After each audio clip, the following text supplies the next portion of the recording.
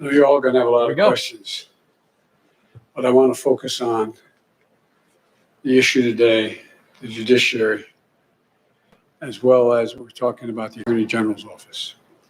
So I'll have plenty of time to ask the questions I know you desperately want to ask about everything from 25th Amendment on, but I'm not going to speak to that today. I want this to be the issue that we focus on because I think it's so important. Yes. So he's being clear here. He's not going to be talking about the 25th Amendment. He's going to probably do a few nominations here. If Pelosi starts speaking, we might switch to her, but let's stay tuned. On our democracy. An assault literally on the citadel of liberty in the United States Capitol itself. An assault on the rule of law. An assault on the most sacred of American undertakings. Ratifying the will of the people in choosing the leadership of their government. All of us here grieve the loss of life, grieve the desecration of the people's house. But what we witnessed yesterday was not dissent, it was not disorder, it was not protest, it was chaos. They weren't protesters. Don't dare call them protesters. They were a riotous mob, insurrectionists, domestic terrorists.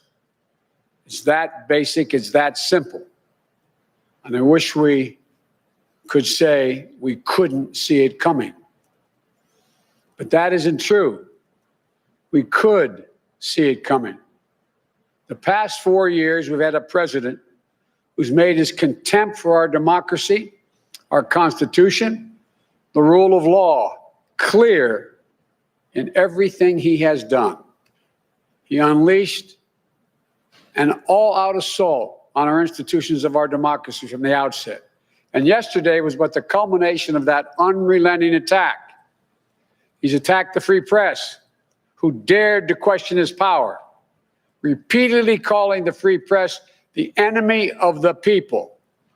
Language at the time he first used it, I and others said, has long been used by autocrats and dictators all over the world to hold on to power, the enemy of the people. Language that is being used now by autocrats and dictators across the world, only this time with the imperator of an outgoing president of the United States of America. He's attacked our intelligence services, who dared tell the American people the truth about the effort of a foreign power to elect him 4 years ago, choosing instead to believe the word of Vladimir Putin over the word of those who've sworn their allegiance to this nation, many of whom had risked their lives in the service of this nation. He deployed the United States military, tear gassing peaceful protesters in pursuit of a photo opportunity in the service of his reelection, even holding the Bible upside down.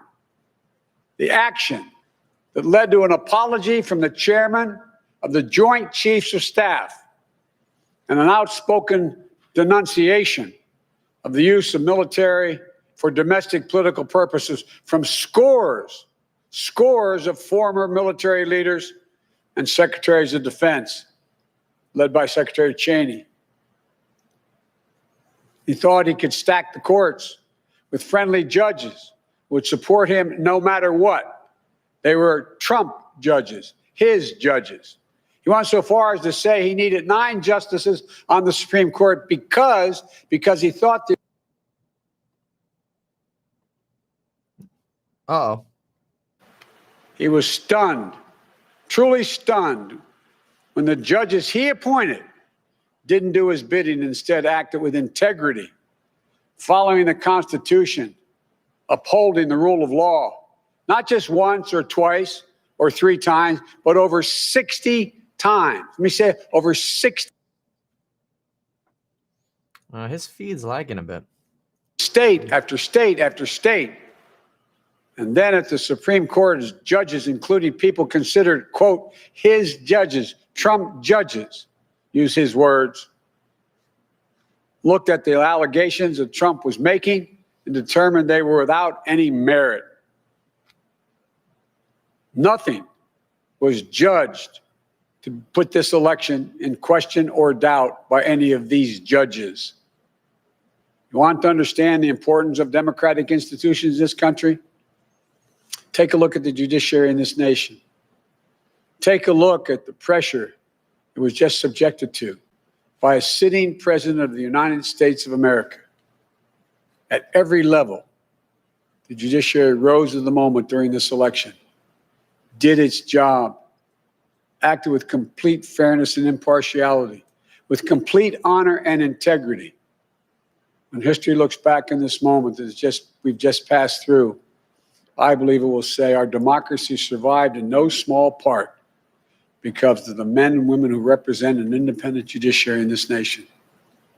We owe them a deep, deep debt of gratitude.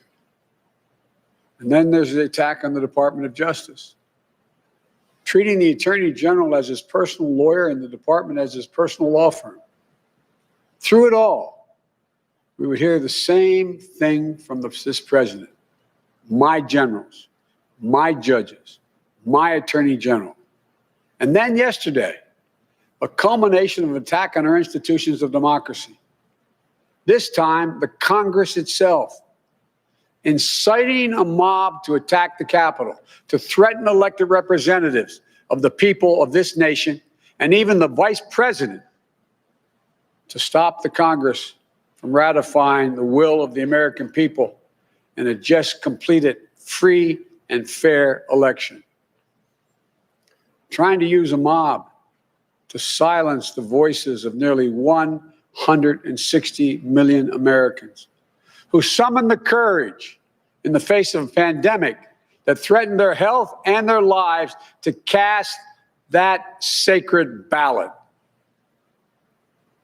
I made it clear from the moment I entered this race that what I believe was at stake. I said there was nothing less at stake than who we are as a nation, what we stand for, what we believe, what we will be. At the center of that belief is one of the oldest principles this nation has long held. We are a government of laws, not of men, not of the people, of laws. I said it many times in the campaign. Our democratic institutions are not relics of another age. They're what sets this nation apart. They're the guardrails of our democracy. And there's no president. That's why there is no president who is a king. No Congress that's a House of Lords. A judiciary doesn't serve the will of the president or exist to protect him or her. We have three co-equal branches of government. Co-equal. Our president is not above the law. Justice serves the people. It doesn't protect the powerful. Justice is blind. What we saw yesterday in plain view was another violation of the fundamental tenet of this nation. Not only did we see the failure to protect one of the three branches of our government, we also saw a clear failure to carry out equal justice.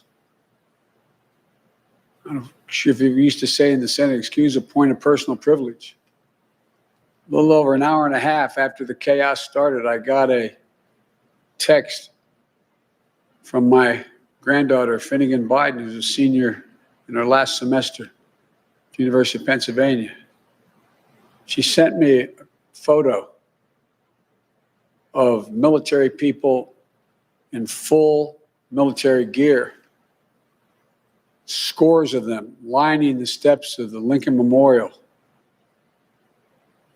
because of protests by Black Lives Matter. She said, Pop, this isn't fair.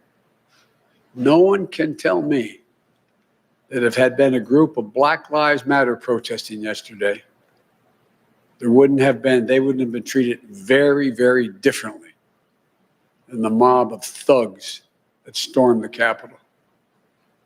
We all know that's true. And it is unacceptable, totally unacceptable. The American people saw it in plain view. There you go. And I hope it sensitized them to what we have to do. Not many people know it. When Justice Garland and I were talking, we talked about, I think he raised it, the reason for the Justice Department was formed in the first place was back in 1870. We didn't have a Justice Department before that, the cabinet.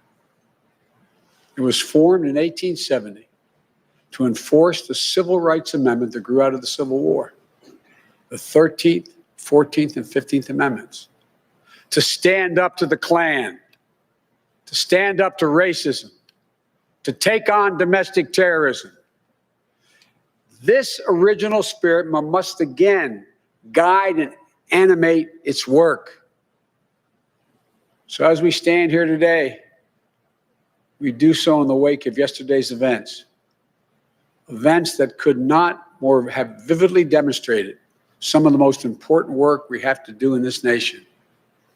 Committing ourselves to the rule of law in this nation, invigorating our domestic and democratic institutions, carrying out equal justice under the law in America.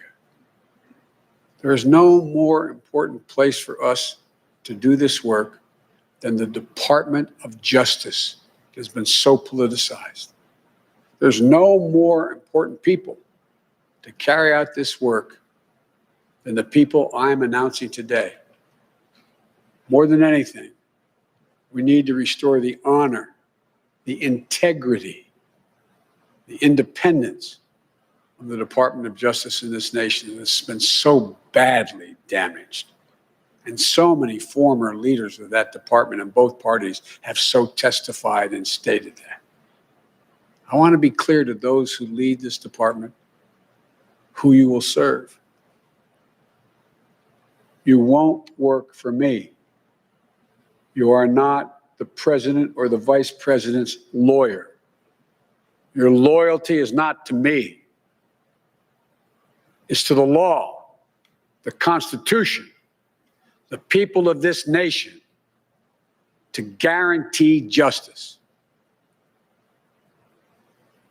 For Attorney General of the United States, I nominate a man of impeccable integrity, Judge Merrick Garland, one of the most respected jurists of our time, brilliant yet humble, distinguished yet modest, full of character and decency. A Supreme Court clerk, served in the Justice Department during the Carter, Bush 41, and Clinton administrations. Just a heads up, it looks like Nancy Pelosi is going to be speaking any minute now. I'm guessing Nancy's not going to come out until this is done, but if she does, we'll switch. Federal prosecutor who took on terrorism and corruption and violent crime, always with the utmost professionalism and the duty to the oath he swore.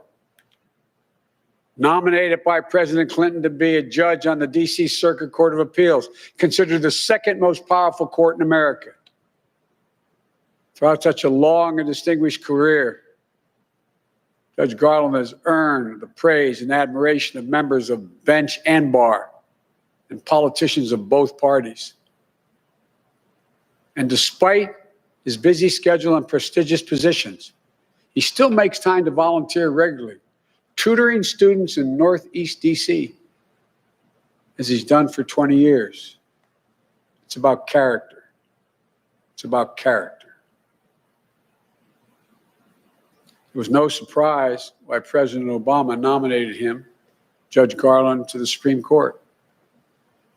As I said, he embodies honor, decency, integrity, fidelity to the rule of law, and judicial independence. Okay. To those same traits. I'm a little shocked. Pelosi is coming out. This is a little bit of a surprise. Hold on, let's see here. Which channel is she on? 224. Oh, hold on. One sec. We will switch over really quick. This should be her. Vice President and the Cabinet do not act, Wow. All right. Congress may be prepared to move forward with impeachment.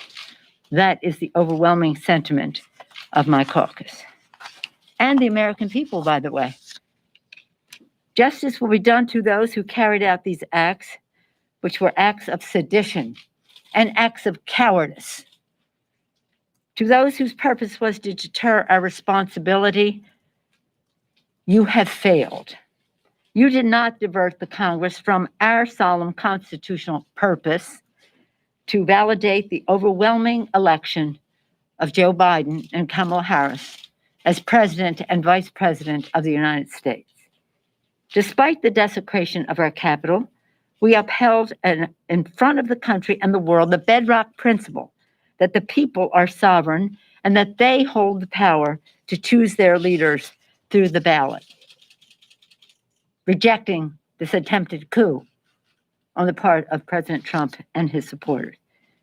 Accountability is also needed for Republicans in Congress who promoted the extreme conspiracy theories that provoked the violence, encouraged the mob, and who, after desecration of the Capitol, went back to the House floor and continued to push the falsehoods and underpinned this assault that underpinned this assault on our democracy. These Republicans abdicated their oath of office that was taken just 3 days prior to protect the American people and to support and defend the Constitution of the United States. The House worked through the evening and into the morning to nearly 4 a.m. to validate the electoral count, again, proclaiming Joe Biden and Kamala Harris as the duly elected President and Vice President of the United States. I just want to say how proud I am of my members. For a while now, our 4 scholars, we call them Jamie Raskin, Zoe Lofgren, the chair of the Committee of Jurisdiction, Adam Schiff, and Joe Neguse, set. Really quickly, what she's doing is she's recommending the 25th Amendment be invoked, and if not, they'll start impeachment proceedings, is what she's saying. The reasons he shouldn't be president. He was not part of this. It was about the Constitution and how we are a country of law. We are not a monarchy with a king, as Jamie has said over and over again. I want to also thank the members of the Arizona delegation, led by Raul Grijalva, and the Pennsylvania delegation, led by Mike Doyle, the 2 deans, for the presentations that they made to refute the ridiculous statements being made by our colleagues. For what reason, I don't know, but that wasn't about reason. So I thank them for them.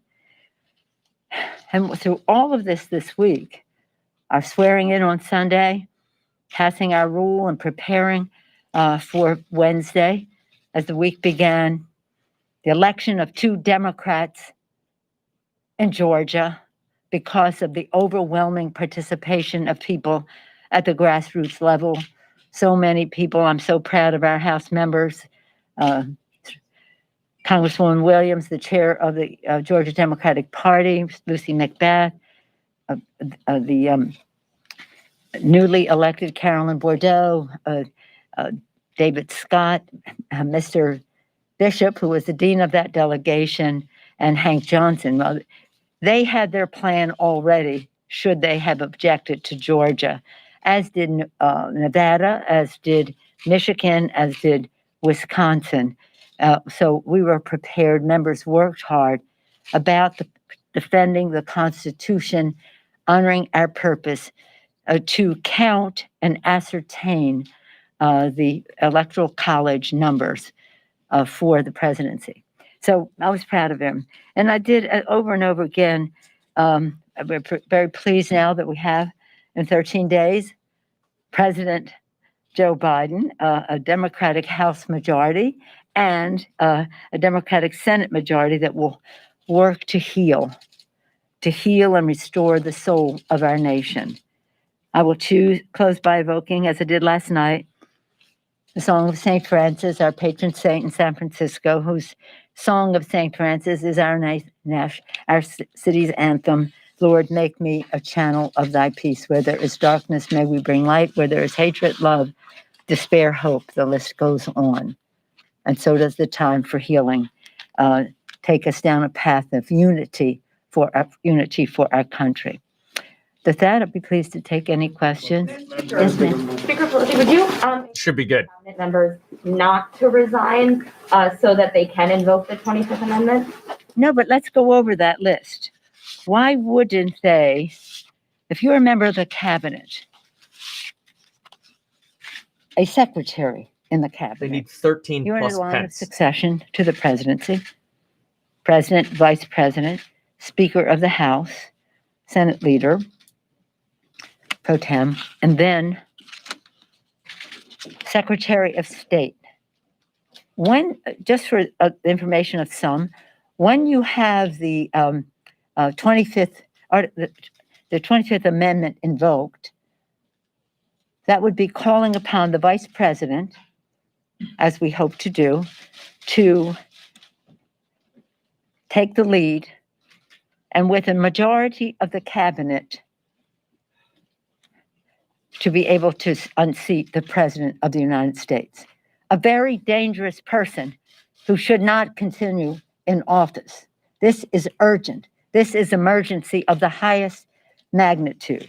So Wow. you're Pompeo, the Secretary of State. Do you stand by this president dangerously staying in office? Secretary of the Treasury, Mnuchin. What is it? Is it about success in business later, or is it, do you believe in this? Do we have the list? I know it because I know it. Then the way it goes is Saint Dapiakalhu. That's a mnemonic.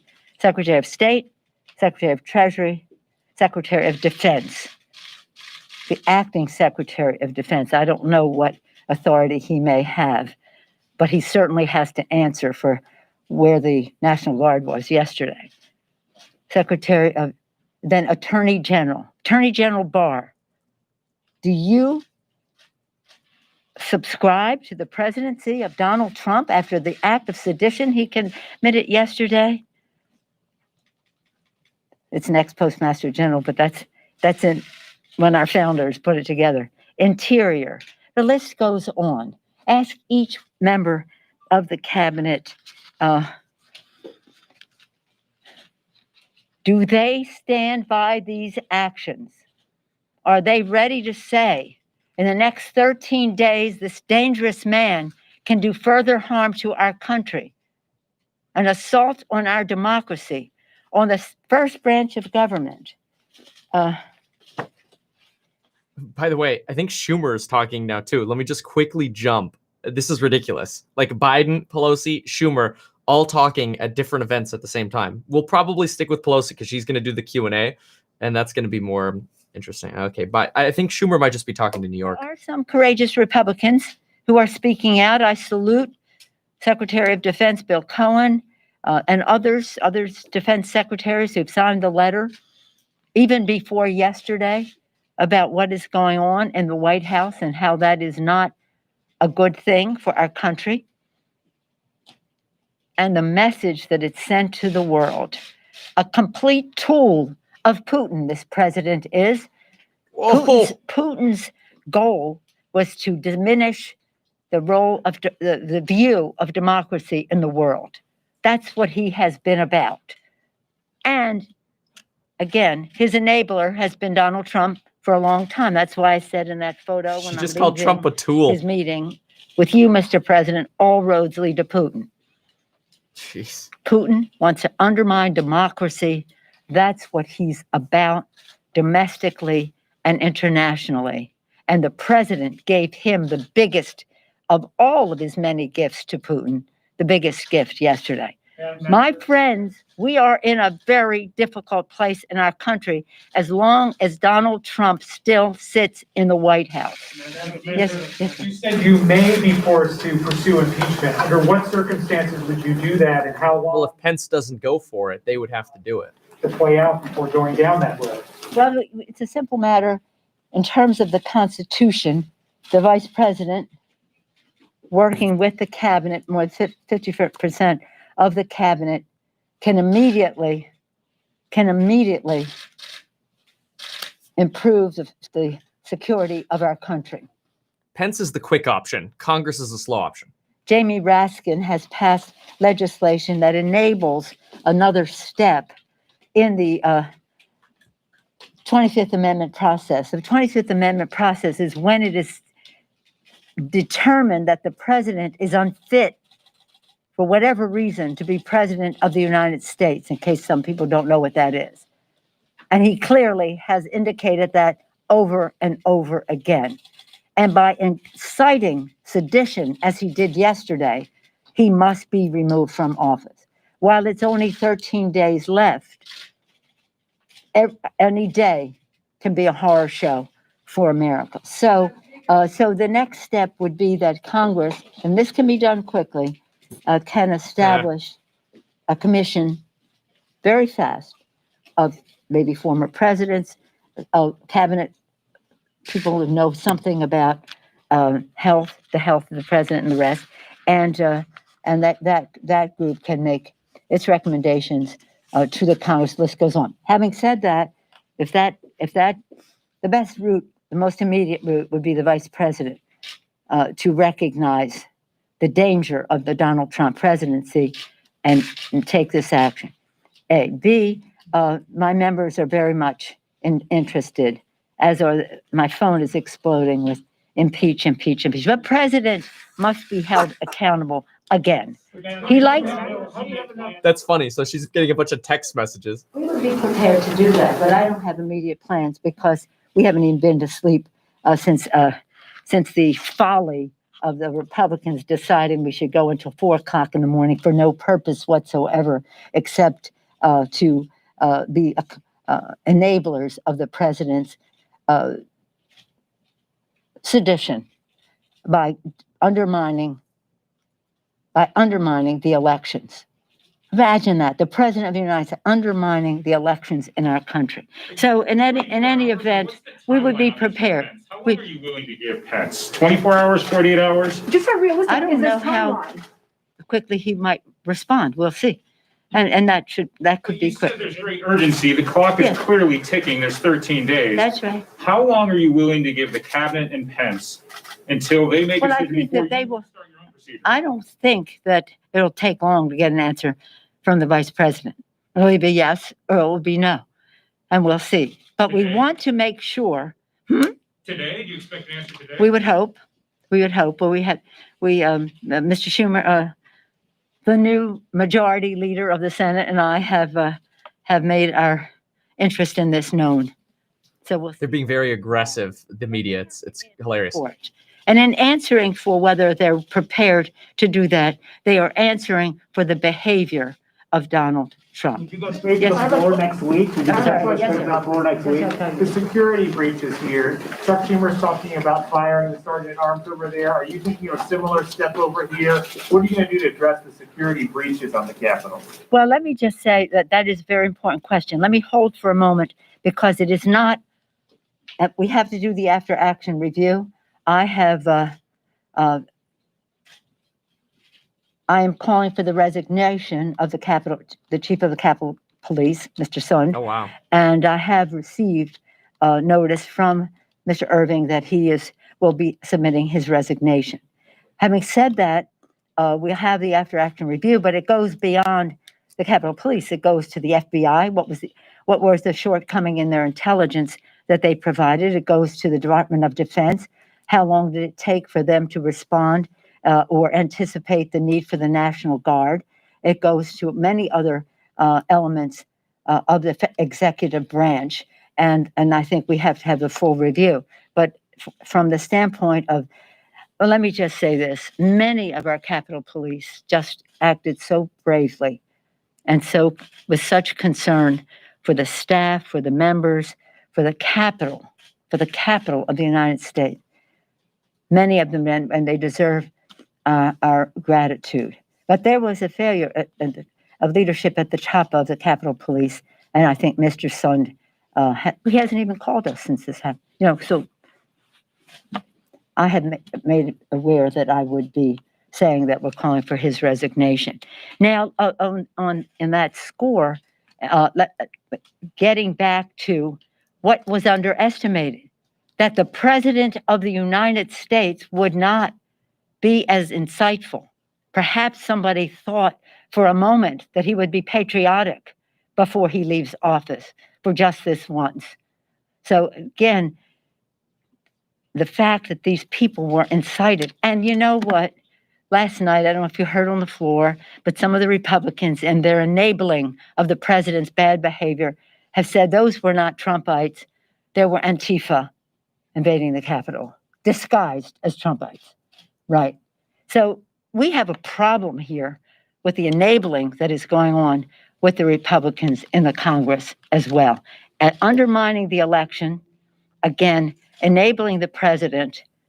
And if they don't recognize what yesterday was, a threshold was crossed of such magnitude that there is no way that this president should be allowed to make any decision to rouse any troops and of his Trumpites what's next? What happens today? Who knows? But what we do know that he must be contained. Any other question? Yeah. Yes, Mitch ma'am. McConnell about this? Have you spoken to Mitch McConnell about impeachment? So I wanted to ask, for the inauguration, what are your plans? How are those changing, and how do you plan to keep members and people in the Capitol secure at that time?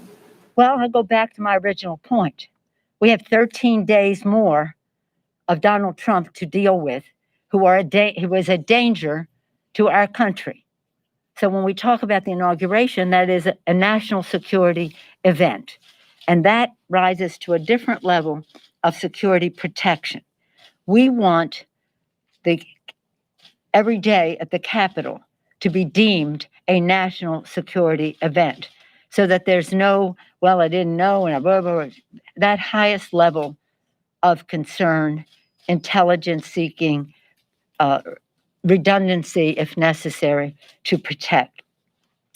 We've been working a long time on the inauguration, and just in terms of coronavirus, another shortcoming of the president, people have died because of his denial, distortion, and the rest, calling it a hoax. This man is deadly to our democracy and to our people. But to get to your point, so because of coronavirus, in our meetings on the intelligence, on the inauguration, as far as we have jurisdiction in the Congress, but then it becomes the purview of the presidential now designee, Joe Biden. But to the point that we had that the decision was encouraged to just have a very small inauguration. I don't know what is in the public domain on it, but I'm not going to put that out there, except that it would be very small, and hopefully have a celebration at some later time when we're not coronavirus centered. Now, on top of that, to see what happened yesterday, if there's any, I don't want to use the word benefit because nothing could justify, but if there's anything learned about it is that we have to be very, very careful, because these people and their leader, Donald Trump, do not care about the security of people. They don't care about our democracy. They don't care about the peaceful transfer of power. Something is very, very wrong here. Now, let me just say one more thing about what he did yesterday and relating to other national security events. People saw throughout the world something that looked like it was out of a banana republic or some other kind of a third world, where the president of the country turned on the people. And what was sad about it is, of course, as members of Congress, we sign up. We sign up for the exposure that we have. But to see in the eyes of so many of the staff people, especially the younger ones, the trauma, the fright that it was for them to be locked into rooms with terrorists banging on the doors, hiding under desks, under tables, and the rest of that. They didn't sign up for that. We didn't sign them up for that. A blessing to be interested in public service, to learn from it here, perhaps to go on into public service, but to carry that important value into whatever they do in life. But to meet with them and to see how frightened they were, how traumatized they were, because these thugs, these Trump thugs, decided that they would desecrate the Capitol with no thought of what harm they might do physically, psychologically, or in any other way. And they will be prosecuted. And they will be prosecuted. Justice will be done. So in terms of the inauguration, I don't know if it could be made any smaller, but I don't trust whatever the president might have in mind, because I do not trust, because I think he's a very dangerous man. So again, we'll review what our options are in terms of the 25th Amendment, review what our options are. If he wants to be unique and be doubly impeached, that's kind of up to him and his cabinet as to whether he should stay in office. Oof. Impeached, defeated, impeached, gone. And it's really a sad tragedy for our country. I say I pray for the president every day, and I do. Last night was the hardest day for me. Night, like 5 o'clock in the morning when I finally got home, as I was praying at night, you got to keep praying for me. You've got to keep praying for me. Maybe there's some hope. But we can't take that chance because people's lives are at stake as well as our democracy. That's it for now. Thank you. Madam Speaker, is the president Thank you. welcome at Hey, the thank you. inauguration? Do you want him to come? Lindsey Graham is about to go live as well, so we might see what Lindsey Graham does. And I've got plenty to talk about regarding impeachment, including Schumer's statement. So let's go ahead and talk about some of this while at the same time we'll see what other things come up. Okay, let me give you a quick little overview of what we just heard. Then I want to talk about the sort of the next steps, and Lindsey Graham's coming out any minute. So I want to make sure I have Lindsey Graham's ready to go. Okay, I've got his podium, worst case here on the laptop, and we'll switch to that. But if we can get it up here, that'd be even better. Okay, so let's just talk about quickly what happened, and then I want to talk about Schumer's statement. So Biden came out very clearly here and said, do not call these people protesters. They were rioters. They were an insurrectionist mob. And Biden declined to talk about Article 25 of the Constitution, which could remove Donald Trump. Pelosi, she went off on 25. We'll talk about that. But I do want to say that Biden said, Trump has attacked our intelligence services. He prefers the word of Putin over Americans who serve and give their lives or risk their lives for America. Look at the pressure President Trump has just put on the judiciary, he says. Republicans have abdicated their oath. Then we hear, well, this is now Pelosi. Okay, so Pelosi says that Republicans have abdicated their oath. Biden goes on to do some nominations.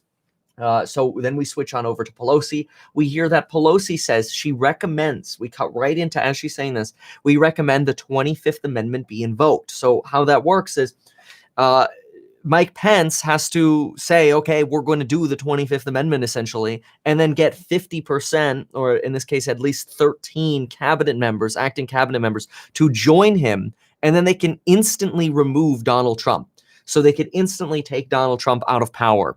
But they would need Pence and 13 cabinet members to sign to that. The other option is you get Pence and a majority of Congress invoking the 25th Amendment. So that would mean the majority of the Senate and the majority of Congress and Pence removing Trump via the 25th Amendment. If Trump isn't interested, though, or I'm sorry, if Biden isn't, I keep getting these names mixed up. If Mike Pence isn't interested in doing this, though, then you can go impeach. And this is where Nancy Pelosi was threatening sort of that double impeach possibility. And if Trump wants to go through that, then that's on to him. But she basically said he will get impeached, or he will be removed one way or another. So Lindsey Graham is just walking up to his podium. I do want to talk about Chuck Schumer's statement and some other things that happened here, but this Lindsey Graham talk could be interesting. So let's tune in here and see what happens here. Okay, so who's he waiting for? I guess we'll see in just a moment. All right. I suppose in the meantime, well, what are we waiting for? Is he good? Okay, looks like he's coming. Oh, yep. It would help if I did this. It's all good, all good. So as you can imagine, everybody in politics and at the federal level was asked a lot of questions by people in the media. What was yesterday like? What does it all mean? Rather than doing a bunch of interviews, I thought I'd give my view of what happened yesterday and the way forward for the country, and try to get back to South Carolina and help the transition here. The first thing that stands out to me is how embarrassed and disgusted I am that the United States Capitol will be taken over by domestic terrorists while we're in session, transferring power from one president to the other, that a band of people who are terrorists, not patriots, literally occupied the floor of the House, drove the Senate out of its chamber. And the question for the country is, how could that happen 20 years after 9/11? September this year will be the 20th anniversary of the attack on our nation. It is mind-boggling that such an event could occur. Senator Schumer's call for the Sergeant of Arms of the Senate to resign. I echo that. Anyone in charge of defending the Capitol Come on, Lindsey.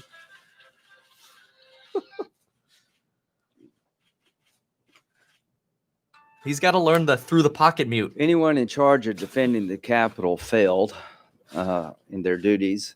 If they would have been in the military, they would have been relieved of their commands and most likely court-martialed.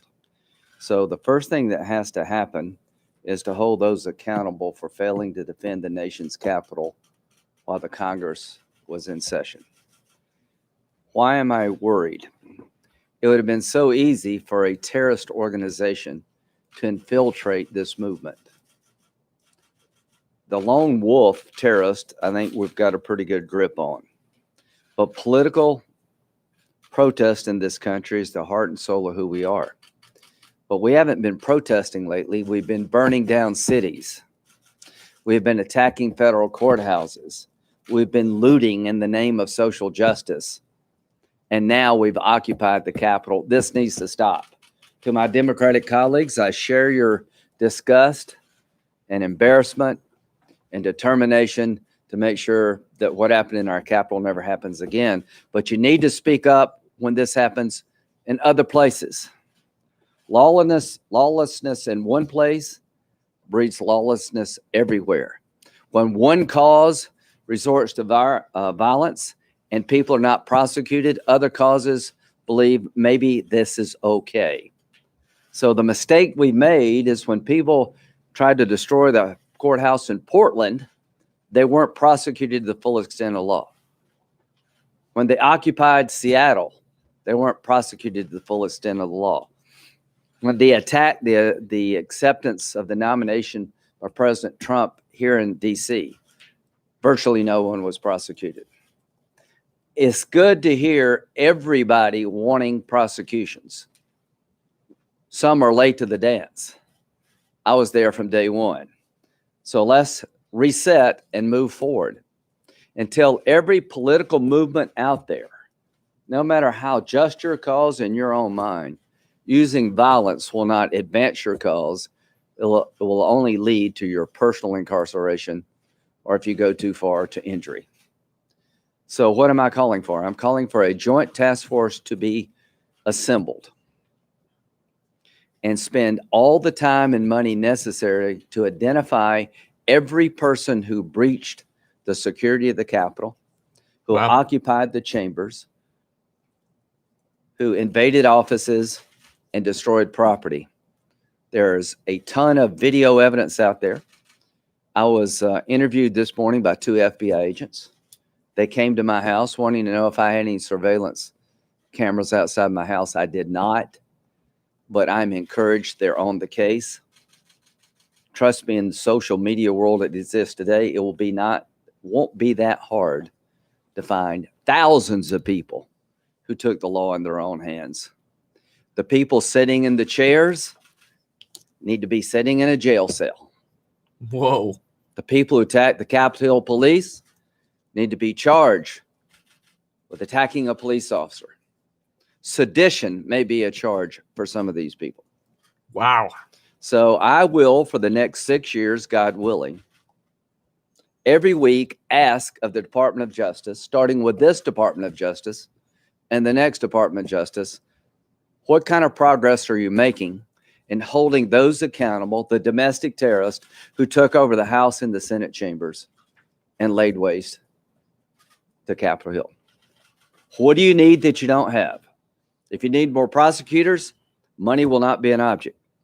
If you need more investigators, we'll provide you the resources. This is a moment for the nation to show will and determination to be a nation of laws, that anarchy shall not reign, the Constitution controls, not the mob. Yesterday, I was proud of Senator McConnell, the Republican leader of the Senate, who stood up and called for a peaceful transfer of power to Vice President Biden and Kamala Harris. Like Senator McConnell, I supported President Trump. I've become close to the president personally.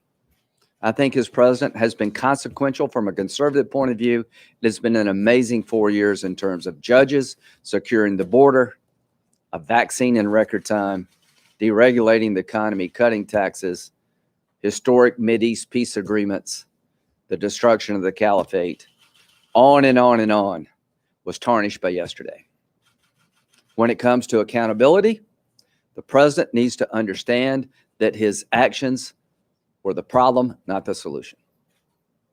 That the rally yesterday was unseemly, it got out of hand, and a good friend of mine, Rudy Giuliani, did not help.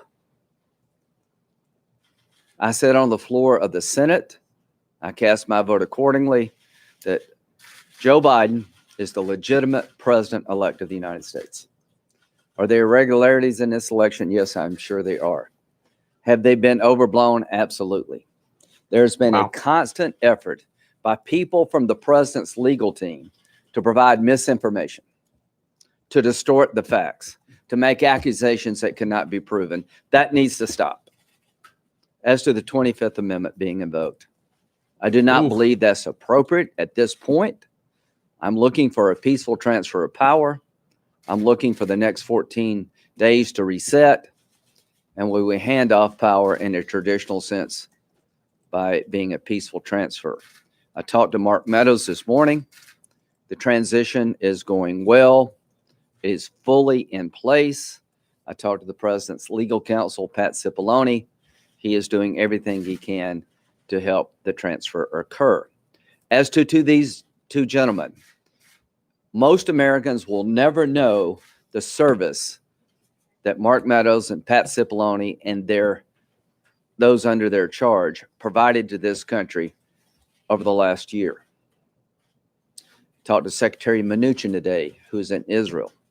No one will fully understand what he and others have brought to the table. So to those who believe you should leave your post now to make a statement, I would urge you not. To Robert O'Brien, you've been getting a good counsel to the president. You've been a steady hand. I've been missing your phone calls. Robert, stay on. To those in the national security apparatus, we need you now more than ever. So I embrace Joe Manchin's statement. I talked to Joe this morning.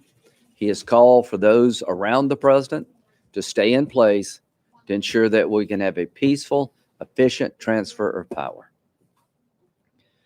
Why do I say that Joe Biden is the legitimate president of the United States? Because he got the most votes. The state certified him the winner, enough to get over 300 electoral votes, and all you need is 270. To my colleagues who objected yesterday, you didn't do anything illegal. The law allows you to do what you did. I respect your ability to do it. I disagreed with what you were trying to do. One member of my conference said, we can't turn a blind eye to the problems in this election. I will tell the American people, there has not been a blind eye turned. The allegations about the law being broken in Wisconsin that they changed election law contrary to the Wisconsin Constitution because of COVID was litigated by the Wisconsin Supreme Court. They ruled 4-3 that what happened was legal. Al Gore accepted a 5-4 decision by the U.S. Supreme Court to end his litigation to be president of the United States. My job is not to overturn the Wisconsin Supreme Court. The allegations about the consent decree in Georgia changing Georgia law unconstitutionally were litigated in federal court, and the Trump team lost. The people on the campaign legal team have made accusations without sufficient proof. They have been more the problem than the solution. They have claimed that 66,000 people in Georgia voted under 18. I have not found one person. They have claimed that 8,000 felons voted from prison in Arizona. I've asked for a list of names and received none. This needs to end. A blind eye was not turned. The outcome that was reached was disappointing to those of us who supported the president, but it was done through the lawful process of challenging courts, court challenges, and actually having hearings with the legislative bodies of these swing states. Not one judge anywhere in the land accepted the accusations to be legitimate, and not one legislative body in the states in question decided to change the certification after hearing the accusations. The Congress' job is not to overturn elections that we disagree with. The Congress's job is to count the votes sent in by the states that were lawfully certified and declare the one with the most votes the winner, president and vice president. As to Mike Pence, in this debacle of the last week or so, there's one person to me that stands out above all others, and that is Vice President Mike Pence. The things said about him, the things he was asked to do in the name of loyalty were over the top, unconstitutional, illegal, and would have been wrong for the country. Mike Pence faithfully fulfilled the duty assigned to any vice president to count the votes and declare the winner. To those who would wish that the vice president of the United States could send electoral votes back to the states because they believe fraud was involved, be careful what you wish for. Do you really believe it's good in America for a single person to have that power? Do you think the 12th Amendment gives that power? Absolutely not. So what's so disappointing to me is that people who have prided themselves on being constitutional conservatives were pushing this bizarre theory. So I just want every Republican to know that in my view, limited government applies when you don't like the outcome just as much as when limited government applies and you do like the outcome. The Constitution needs to be followed as written, even though you wish you could do something the Constitution does not allow to get your way. That's the very essence of activism.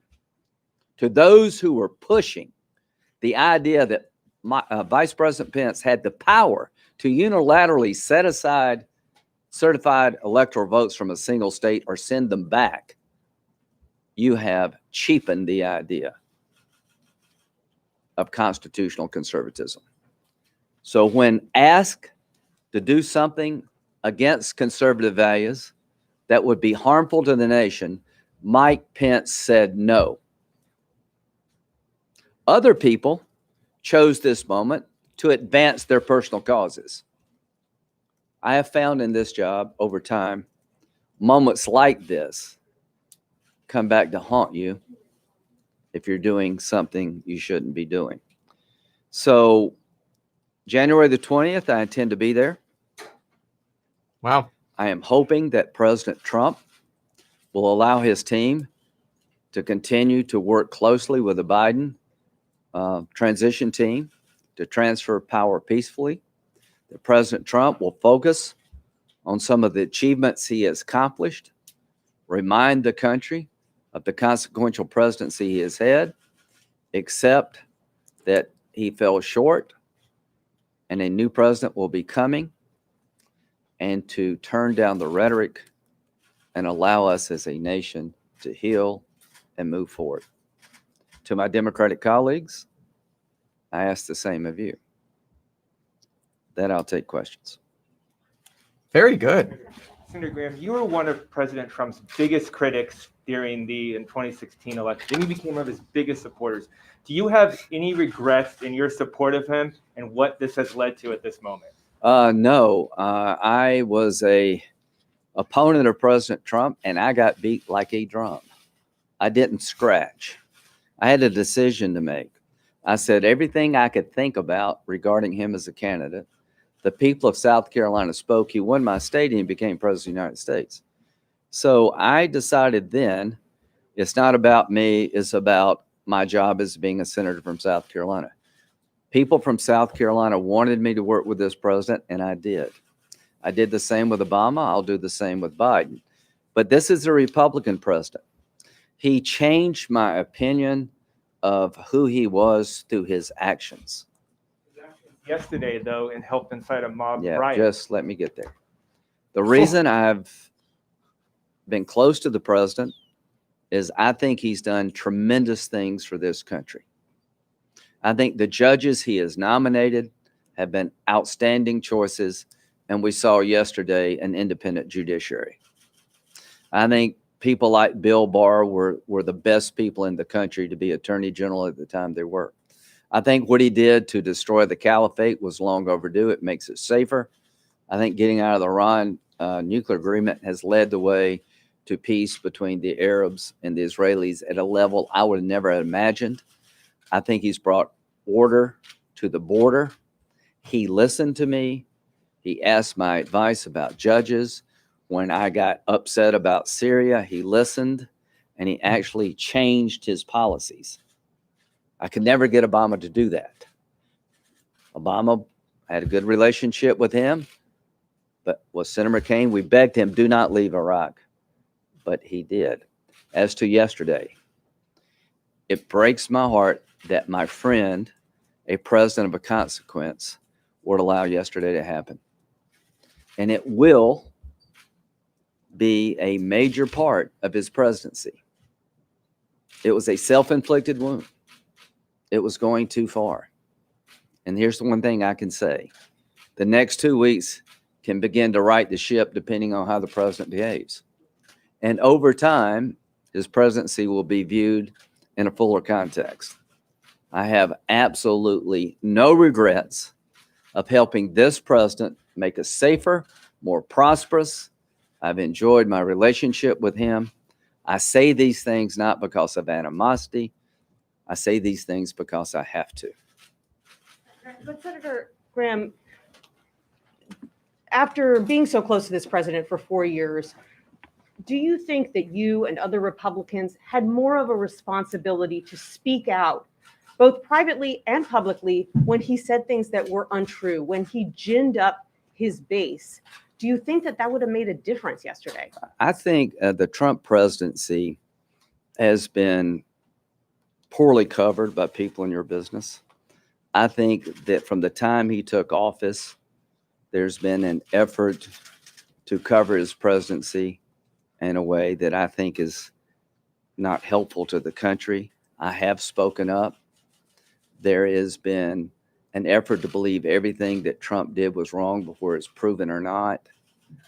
All I can say is that I have shared my thoughts with the president. I've spoken out when I thought I should. But the one thing that I want you to know, there are plenty of Republicans believe that the Trump presidency was never legitimate in the eyes of the Democratic Party, never accepted by the people in your business, and it's been a constant drumbeat. And I think that's taken a toll on all of us. So could I have done better? Yes. The question, could you have done better? Could those of you who cover the White House done better? You need to ask yourself that. Senator Graham, do you mind if I just follow up on that really quickly? You didn't acknowledge Joe Biden as president of this United States for a month and a half? Didn't that contribute to the notion among Trump's I supporters think that that this is, was I stolen think from them? that's is exactly the problem. Did anybody doubt that Vice President Gore, did you ask any Democrat, why don't you acknowledge that Vice President Gore lost? You waited till the results were in of the litigation. No, it's not. No, it's a president going to court, challenging results. From the time the race was called, I was hounded. Why don't you say Biden won? You wanted me to declare Biden the winner before President Trump had the right to go to court and exercise the same rights other presidents have had. And I chose not to do that. I said last night, Joe Biden is the president. He won. The Constitution worked. Senator Graham, you just said that Vice President Pence was asked to do things that were illegal and Yes. unconstitutional. Yes. He was asked to do those things by the president publicly. So why shouldn't the 25th Amendment be used if the president asked the vice president to do things that were illegal and unconstitutional? Yeah, I Good think question. what the president was asking of the vice president was not constitutionally allowed. He had people who said that he could do it. The fault lies, I think, with some of the legal advice around him. You've had people in his legal team make claims that are just beyond the pale. The president's frustrated. He thought he was cheated. Nobody's ever going to convince him that he wasn't. But this idea of asking the vice president to use his powers to send back electors that were certified doesn't exist in the Constitution. He's the president. Like, Yeah. shouldn't the buck stop somewhere else? That's your answer on the 25th Amendment. You said it would not be appropriate to invoke that right now. Do you trust the president not to incite the kind of violence that he promoted yesterday in the next 2 weeks? I'm hoping he won't. I'm hoping that he will allow Mark Meadows to continue with the transition, that he will start talking more about what he's done as president, focus on the threats we have coming from Iran, finish out the next 14 days in a way that will allow us to get a good start for Vice President Biden, that it does him no good, in my view, now to continue to attack the legitimacy of the election, because this election was legitimate and it has now been decided constitutionally. So my hope is that we can move forward in the next 14 days, but this will depend on what the president does. I am hopeful that the worst is behind us and we can transfer power on January 20th. Senator, what gives you that hope? Have you spoken to him? I Have you talked gotten with any assurance? some people this morning. That seems to be a belief that we're moving in the right direction, and I'm just trying to reinforce that. The people around him, I think, have the right attitude. The people around him, I think, are giving him good advice. It's up to the president to take it. And again, you asked me about my relationship with the president. I regret it not one bit. I think we've had a hell of a ride. We've done some great things for the country. I hate it ends this way. Senator, do you believe that the events of yesterday, his campaign event, disqualify the president from seeking the office again in the future? I'm not worried about the next election. I'm worried about getting through the next 14 days. We'll talk about 2022 and 2024. Let's get Vice President Biden sworn in January the 20th. And I'll make an observation politically. If you're a Republican, been a tough couple of weeks. We lost Georgia. 2 good candidates fell short. I'm confident that from what I hear, the Democrats are going to overreach. If we can regroup, rebuild ourselves, get away from the fiery rhetoric and the conspiracy theories, that we'll have a chance in 2022 to take back the Senate and take back the House, but it's going to require us to go back to the blocking and tackling of conservative politics. Can you respond to the Democrats? They're not only talking about the 25th Amendment, both Leader Schumer and Speaker Pelosi have used the word, talk about impeachment, pursuing impeachment. Can you just respond to what response would be from Republicans if they did that? I don't remember either one of them speaking up a whole lot during other crises. I mean, I like them both, but when they were burning Portland down in Seattle, they never said a word. When they were attacking Rand Paul, they never said a word. The guy that sort of stood out to me was Joe Biden. I thought Joe Biden did a really good job yesterday of talking about how bad this is and we need to get it behind us. And I'm telling you, as a Republican, I don't support an effort to invoke the 25th Amendment now.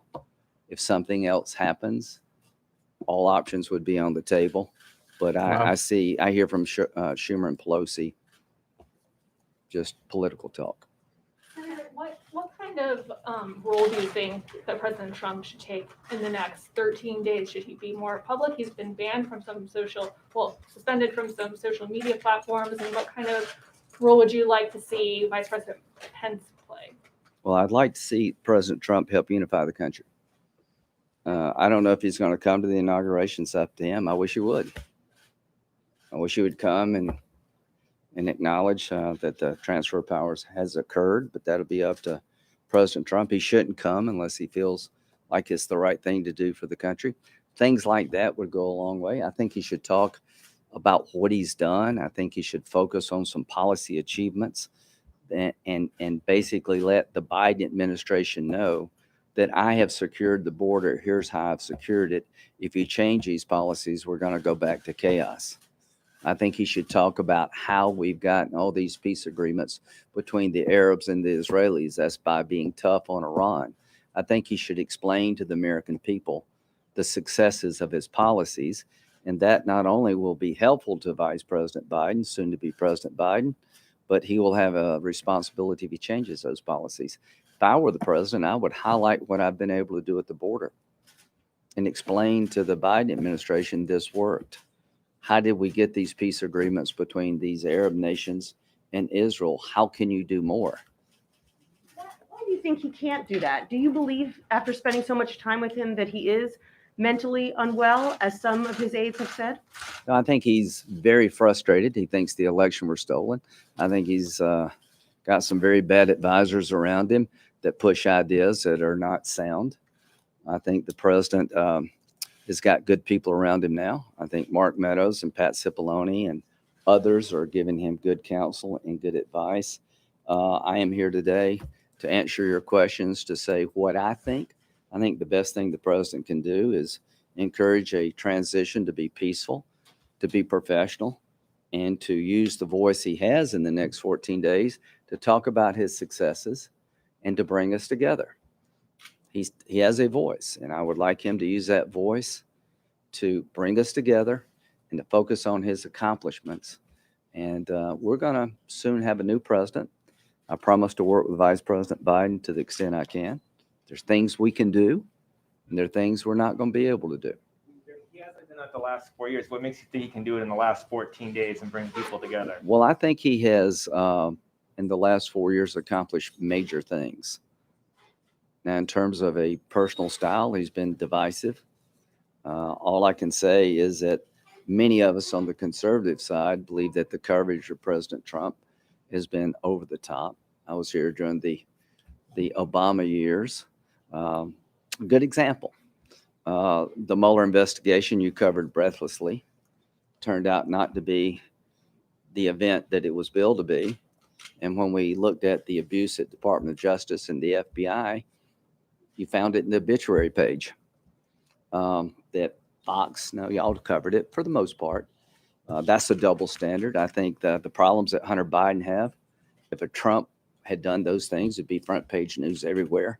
So there's a lot of people on my side of the aisle who believe that the president. In just a moment, by the way, I'll give a recap on can he be impeached? Trump, is that going to stop him from being able to run? I'll give a recap of what was said, so on and so forth. Y'all have lost the mainstream media, conservative America, and you got to ask why. What concerns do you have with the way that Capitol Hill police handled the protest last night? And should their $460 million budget be reviewed? Okay. One, thank the frontline officers. How could we not be prepared? How could, in a joint session of Congress with the vice president in the building, you not do better than this? Where were the National Guard? Black Lives Matter protest. Have you seen the images on the Capitol steps where we had National Guard members in riot gear? Why weren't you as prepared this time around? Where was the Pentagon? There's all kind of stories that they were refusing to activate the DC National Guard. I don't believe that to be true. But what kind of intelligence gathering apparatus does the Capitol Hill Police Department and the agencies in charge of defending the Capitol have? How could they fail so miserably? We're 20 years after 9/11, right? Yesterday, they could have blown the building up. They could have killed us all. They could have destroyed the government. People coming through the windows had backpacks as big as my desk on the Senate. They should have been challenged. Warning shots should have been fired and lethal force should have been used once they penetrated the seat of government. Those backpacks could have had bombs, chemical agents, weapons. We dodged a major bullet yesterday. Whoa, this is a big statement. This is not a wake-up call. I do not know what is. Is it a money problem? If it is, we'll fix it.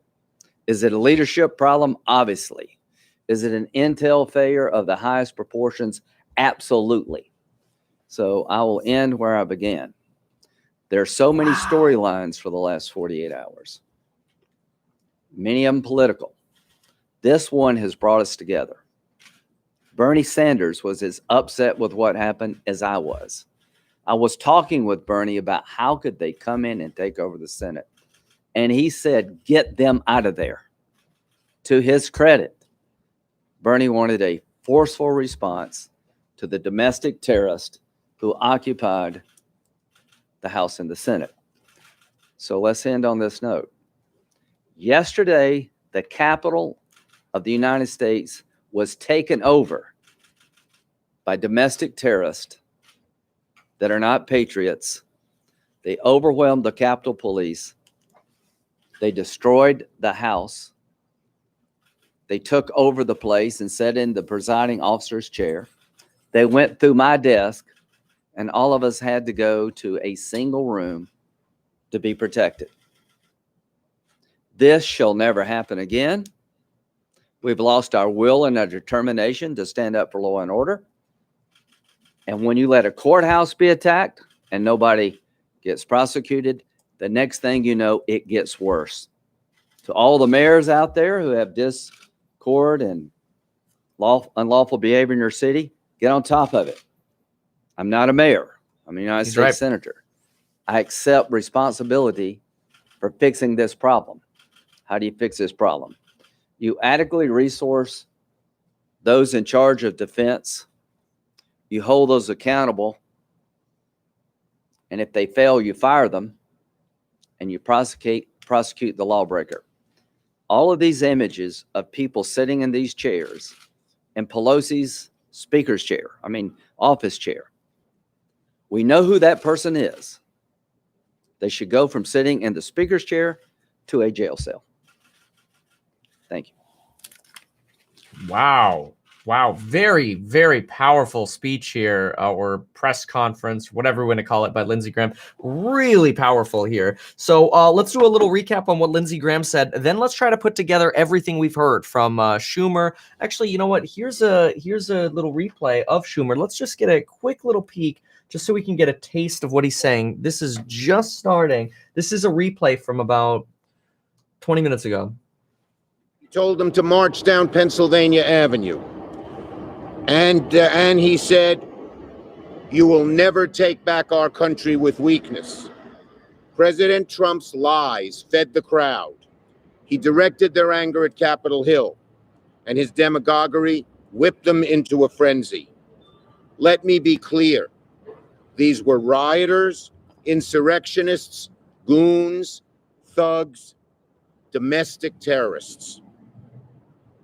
They, of course, bear responsibility for the mayhem yesterday. They should be prosecuted to the full extent of the law. And if this administration won't, I'm confident the next administration will. No leniency for these people. They have the cameras all over. They have their pictures. No matter what part of the country they came from, we ought to go after them right now. Whoops. Right. It's good, powerful here too. That's actually a united statement. both of them are saying prosecute, right? Both sides are saying. All right. But make no mistake about it. The reprehensible acts yesterday were incited by the President of the United States. Yesterday's events would not have happened without him. If there were no President Trump, this would not have happened, plain and simple. The fish stinks from the head, plain and simple. And so I believe the president is dangerous and should not hold office one day longer. He may have only 13 days left as president, but yesterday demonstrated that each and every one of those days is a threat to democracy so long as he is in power. The quickest and most effective way to remove this president from office would be for the vice president to immediately invoke the 25th Amendment. The vice president can invoke the 25th Amendment today, and if the cabinet votes, he's gone. They should do it now. If the vice president and the cabinet refuse to stand up, Congress should reconvene to impeach the president. Plain and simple. We don't need a lengthy debate. The president's abuse of power, his incitement of a mob against the duly elected representative body of the United States is a manifestly impeachable offense. If there ever was an impeachable offense, what the president did was it. And if you don't think he won't spend his days out of office promoting conspiracies, stoking grievances, and doing more of the same, you're kidding yourselves. If you think he won't promote the idea of him running again 4 years from now to motivate his supporters, you're kidding yourselves. And in impeachment, there's a charge that allows the Congress to say he can never run for office again. That should be invoked as well. So if the vice president will not, so if the vice president and the cabinet won't invoke the 25th Congress, Congress should come back in session immediately and impeach the president. Get him out of office. Now, and Speaker Pelosi and I tried to call the vice president this morning to tell him to do this. They kept us on hold for 25 minutes and then said the vice president wouldn't come on the phone. So we are making this call public because he should do it and do it right away. Now, before I open it up to questions, I want to just convey to people how seriously we have to treat this subject. I was talking to a friend on the phone this morning, and this friend told me that his parents, when they were talking about what happened, just shrugged their shoulders. We cannot shrug our shoulders at something as serious as this. We cannot say this was a one-time incident and it will go away. My fellow Americans, we cannot treat our democracy like this is something. We cannot treat our democracy like this is something out of our control. If we just shrug our shoulders about violence and mayhem, if we shrug our shoulders about dangerous conspiracies and misinformation, the president, another president, or even this president, if he tried again, could do the same. Our democracy is at risk. If we shrug our shoulders when actions like this occur, mark my words, the days of our democracy are numbered. We have to fight this with all we can. And I'd like to make one other point on a related subject. It was while he gets his papers, apparently New York Times just issued alert that Trump is said to have discussed pardoning himself. It was appalling how ill-prepared the Congress was for these attacks, which were known about in advance. I will dismiss the sergeant at arms the day I become majority leader, January 21st, if McConnell, who appointed him, doesn't get rid of him sooner. He must go. He did a terrible, terrible job. The men and women of the Capitol Hill Police, they're fine people, but they had no leadership, no preparation. Everyone knew this would happen. The sergeant at arms has been derelict in his duty. He doesn't deserve to be in office. Again, he was appointed by Mitch McConnell because McConnell is majority leader. If McConnell doesn't get rid of him, I will the first day that I become majority leader, January 21st. Questions? We're only taking questions on these two subjects, okay? Yes. Yes, the Sergeant at Arms removing him, that's just one person, of course. It's clear you have concerns about security in the Capitol, how easily it's breached. What have you been able to learn and understand about why the National Guard wasn't called out sooner, why there weren't enough Capitol Police? Well, let me just say this. Well, I don't know. We need a full investigation of everything that has happened.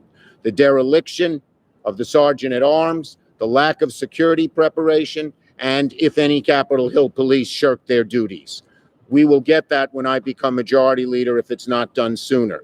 And I can tell you this, that this was a frightening experience. At one point, I was only 30 feet away from some protesters who were down the hall. And to have what happened should never, ever happen again. Furthermore, and this was bipartisan, Speaker Pelosi, Leader McConnell, Leader McCarthy, and I got on the phone with the Secretary of Defense. We got on the phone with the Attorney General. We were on the phone with the Secretary of the Army and many other officials and pushed them to get more police there quickly. At the early moments, there were not enough forces there. And the question is, why weren't they there in advance? And then why didn't they get there ASAP? All of that needs a looking into. To do a quote-unquote quick impeachment, you need unanimous consent to get around the established rules. Is it actually feasible to do an impeachment? Well, Speaker Pelosi and the House initiated. A large number of her members have called for it, and we can do, and I leave it to them to do it ASAP. Then, once it comes over from the House, it has preference on the Senate floor. What can be done in the meantime to keep the president captured in the next 13 days? Well, what can be done in the meantime? The best thing to do is get rid of him. I don't trust him one bit.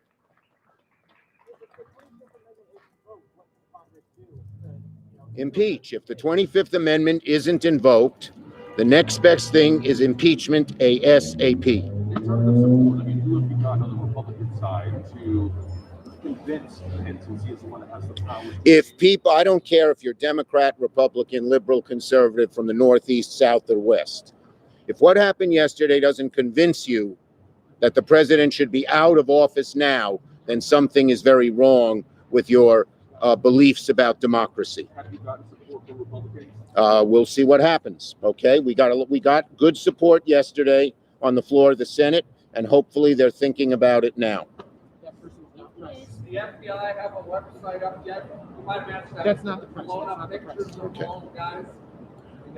Look, I spoke to the Attorney General yesterday. First, I want to tell Acting Attorney General Rosen, and I asked him to get the president to issue a statement that the protesters who are not protesters, the thugs and goons, should leave the Hill. I said, will you ask the president to do it? He didn't say yes. That appalled me. And so Pelosi and I issued a statement, and then the president issued his statement. But his statement was not a good statement. It was not somebody who saw the danger, and that's typical of Trump. Well, let me leave the rest up to the press. Are you? Look, I'm going to leave it to law enforcement as the best way to prosecute. But every one of them, let me finish. Every one of them should be prosecuted with no leniency, plain and simple.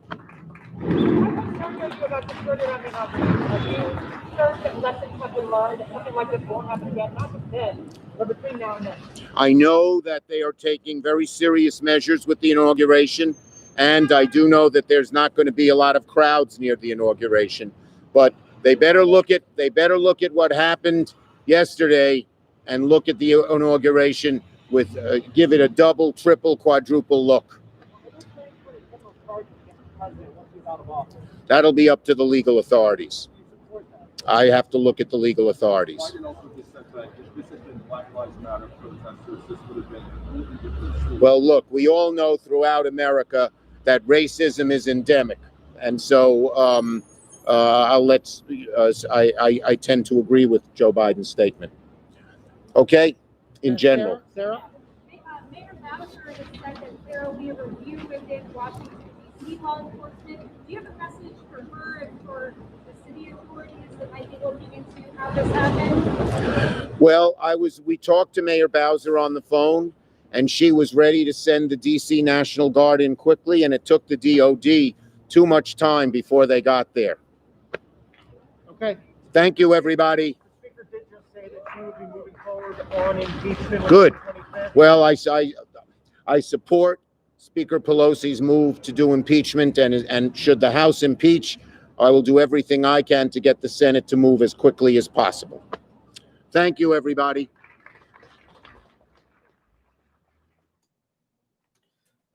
All right. Wow. We just heard a lot of things here. I mean, we got Biden talking on this, Schumer talking on this, Lindsey Graham talking on this, Nancy Pelosi talking on this. So what's the common theme right now? And then I'll go through some individual pieces here. The common theme is Democrats are saying, hey, we've got to get rid of Trump. That's what Democrats are saying. They're saying he's a danger. He's got to go. He can't stay around. We got to get rid of him right away. However, we heard a very key piece of information here. We heard that Pence blew off Nancy Pelosi and Chuck Schumer when they called. Pence knows exactly what Pelosi and Schumer are calling for because Schumer released a statement earlier. I don't know exactly when the statement was released relative to the phone call, I suppose, but Pence could have assumed why Pelosi and Schumer were calling. There's no surprise. Schumer has made this very clear, and there have been enough murmurings throughout Capitol Hill, even yesterday, that the 25th Amendment should be invoked. So it's very clear. It's obvious that Pence dodged the call from Pelosi and Schumer because Pence is not wanting to invoke the 25th Amendment. So you have a couple paths forward here. The 25th Amendment is the easiest and fastest. And we heard Nancy Pelosi talk about this earlier. And this also has a lot to do with, is Donald Trump ever going to be able to run again, right? So the two options here really are, you've got the 25th Amendment. This requires Pence. So Pence has to invoke this. So we'll put 25P. Option number one is Pence invokes the 25th Amendment, and 13 cabinet members say, yes, we want to get rid of Trump. This could literally be done in 20 minutes. Get all the cabinet members together. Hey, we're all locking ourselves in a room. Donald Trump just escaped to Camp David. Let's all take over the White House. Let's sit in a room. Trump, you're fired. It could literally happen that fast. Pence goes, by the power vested in me, whatever, 25th Amendment, boom, invoked. 13 people. Any abstentions or any objections? Nope. Perfect. Done. Then Trump immediately loses all of his power, right? That's option number one, but it requires Pence. The other option is Pence invokes the 25th and then calls Mitch McConnell and Pelosi and says, get Congress to verify this. That obviously would take a couple days. That's slow. Couple days. So we go from 20 minutes to maybe 2 days. The next option, and this is what Pelosi and Schumer are threatening. They're saying, okay, if Pence doesn't invoke the 25th, because it has to be Pence who does this, if he doesn't invoke the 25th, then what we'll do is we'll impeach again. Now, here's where things get a little complicated. Donald Trump has been impeached before, but when you get impeached, that is a charge brought up by the House. So you get impeached by the House. So that's sort of your step one, right? Step two is you have to get convicted in the Senate. But you can only get convicted in the Senate after the House impeaches you, which my guess is this 25th Amendment, probably not going to happen. Why do I think the 25th is probably not going to happen? Because of what Lindsey Graham and Pence did and said. Pence rejected the call from Pelosi and Schumer. That could go either way, though. That's a sign of either Pence is not ready yet, or he doesn't want to impeach. He doesn't want to use the 25th Amendment, not impeach. That could be that. But based on what we heard from Lindsey Graham's statement, it sounds to me like the White House is like, Trump's behaving again. And when I say White House, I mean like the advisors around Trump. Yesterday, You had Trump advisors resigning left and right. You had the chief of staff of the POTUS resigned, the deputy press secretary, Sarah Matthews resigned. Mitch McConnell's wife is the transportation secretary. She resigned this morning. Elaine Chou, she is Mitch McConnell's wife, and she resigned from Donald Trump's cabinet. Transportation secretary, by the way, is one of the people that could have said yes to the confirming the invoking of the 25th. But obviously, if you resign, you don't have that power anymore. So it seems like then you had Mike Mulvaney resign. Now you're getting resignations being called for of the chief of the Capitol Police and the sergeant of arms and that, that portion entirely makes sense. I mean, Lindsey Graham had a very powerful speech, and he had a good point. He's like, dude, what if people walked into this building and blew it up? What if the entire Twitter just banned Trump's streaming abilities, and Twitch just banned Donald Trump. Okay. But yeah, I mean, Lindsey Graham had a really good point. Like, what if people went into this building and blew it up, and all of a sudden all of Congress and the vice president are dead? Could you imagine like how crippled our country would be? That's insane. Lindsey Graham is so right about that. But anyway, backing off Lindsey Graham's comments, which somewhat alarming, but possibly rightfully alarming. Let's go back to the process. So process is, again, either Pence acts. If Pence does not act, the quick option cannot happen. The quick option ends at Pence. That's it. The slower option, which begs the question as to why you would even do it, given that Trump has 14 days left, and Nancy Pelosi and Schumer were pretty clear about that. They're like, Donald Trump is a danger to America every single day he's in office, is what they're saying. Yesterday, you did have a lot of staff at the White House, I was getting ready to say, saying Donald Trump has lost his mind. In the 10-hour live stream we did yesterday, we had quotes of people in the White House saying, Donald Trump has lost his mind. That's not good. Yet last night, if it weren't 4 a.m. when they were done with their work, they would have probably, I would imagine that last night Pence could have probably invoked the 25th Amendment last night. But they got off work at 4 a.m. because of all the Republican objections. Like, I'm watching this I on the couch and then going to bed. I'm like, what? They're objecting again. Why? It's not going to go anywhere. They're doing it for political purposes. That's actually something Lindsey Graham said. He said, I voted to certify the election because objecting is not going to change the result. All it's going to do is make everybody stay at Capitol Hill longer. So it made everybody stay there until 4 a.m. So now everybody wakes up the next day. They wake up the next day. They're like, well, are we really going to kick Donald Trump out of the White House? Is what they're thinking. Now, based on what Lindsey Graham said, he said he's hopeful that Donald Trump is going to behave, but he's hopeful because he's talking to people like Mark Meadows and other staff at the White House who are saying, well, Donald Trump is frustrated, but maybe he's more level-headed today. Let me go to exactly what Lindsey Graham said about this, because I think it was very interesting.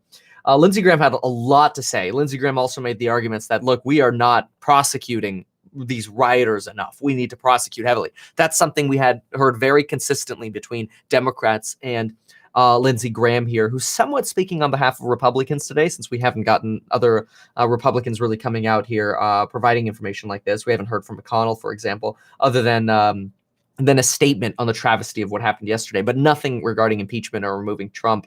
So McConnell has been kind of silent on that, despite the fact that his wife resigned, which honestly, his wife resigning is almost a little bit of a tell that Mitch McConnell doesn't think that Trump's going to invoke the 25th, right? Because otherwise McConnell would have told his wife, stay and cast your vote to invoke the 25th.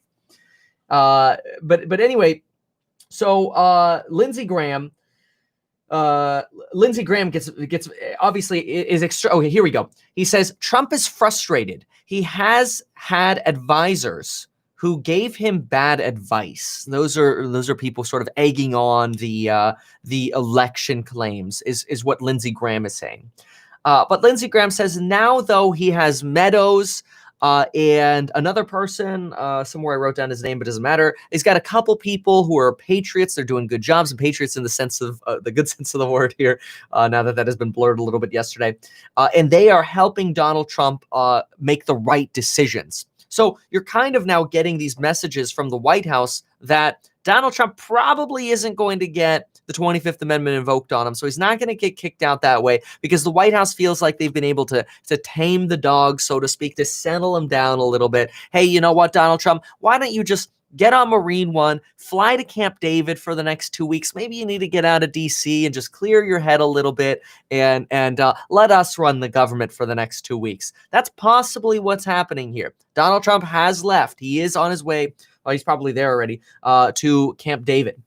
Now, so if there is an impeachment, which Pelosi and Schumer, and this is where it gets really interesting because this is where the Georgia election comes into play here. Can Donald Trump actually get convicted? The answer is yes, but here's how this plays out. So Pelosi and Schumer said, if Mike Pence does not invoke the 25th, then they will impeach him. But Pelosi and Schumer weren't able to say when they would do that. I think I know why Pelosi and Schumer aren't saying when. Here's why. Democrats have the majority in the House. They've impeached Trump before. They can impeach him again. The last impeachment charges didn't stick. Donald Trump was acquitted of the last impeachment charges.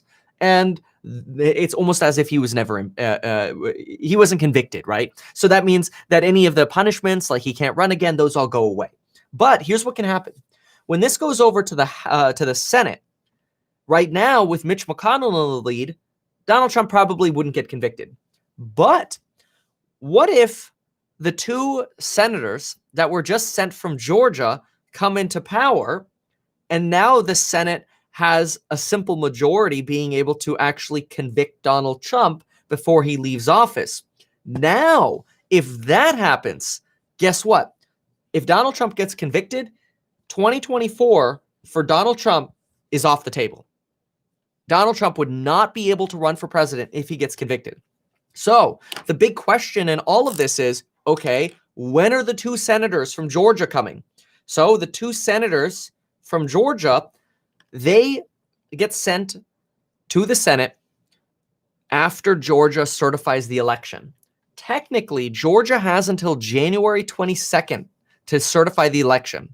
If Georgia gets their act together really fast and they certify the election before January 20th, and the two senators get sent to Washington, and they get confirmed, or sworn in, rather, once the election is confirmed, then they've got to get sworn in. If all of that happens before the 20th, then Pelosi and Schumer could impeach Trump, take advantage of the fact that they have control of the Senate, convict Trump if they get all the votes, and then Donald Trump would be prevented from running again in 2024.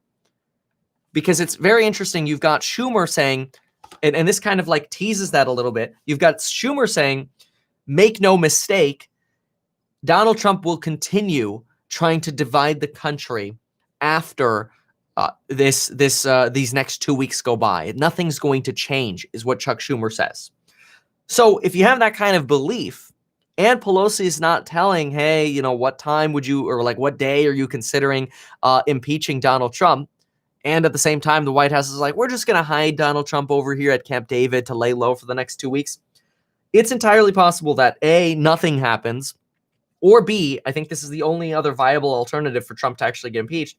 The election in Georgia gets confirmed, the two senators get sworn in, then Pelosi and Schumer, after that swearing in happens, I think they're going to wait until after that swearing in happens, they go impeach, convict, boom, Trump can't run again.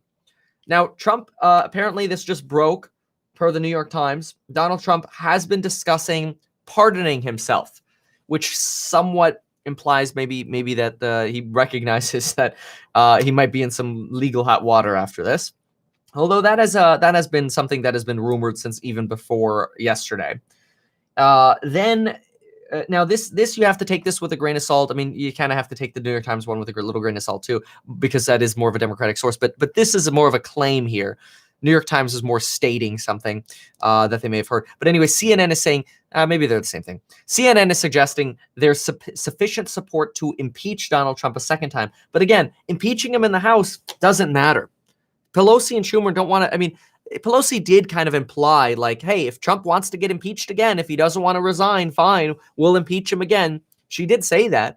And she's like, hey, he'll be the first one to get impeached twice, and that'll be with his legacy. But again, without those 2 Georgia senators, I don't think that's actually going to go anywhere. So is there a way that Democrats could finagle stopping Donald Trump from rerunning in 2024? Yes, but they need the 2 Georgia senators to do it. Is Pence going to invoke the 25th? Probably not. I'm not seeing that happening right now, especially with Pence avoiding the phone call from Pelosi and Schumer. The more time goes by, I think the more calmer everything gets. And unfortunately, if you want Trump to be removed, unfortunately for you, it's probably unlikely that the 25th is going to happen. Obviously, if you want Trump to stay in power, then that would be good news for you. And the impeachment method will follow what happens with Georgia. So that's the update there. Thank you so much for being here. And I really appreciate y'all. Make sure to check out that coupon code linked down below. And folks, we'll see you in the very next video. Thanks and bye.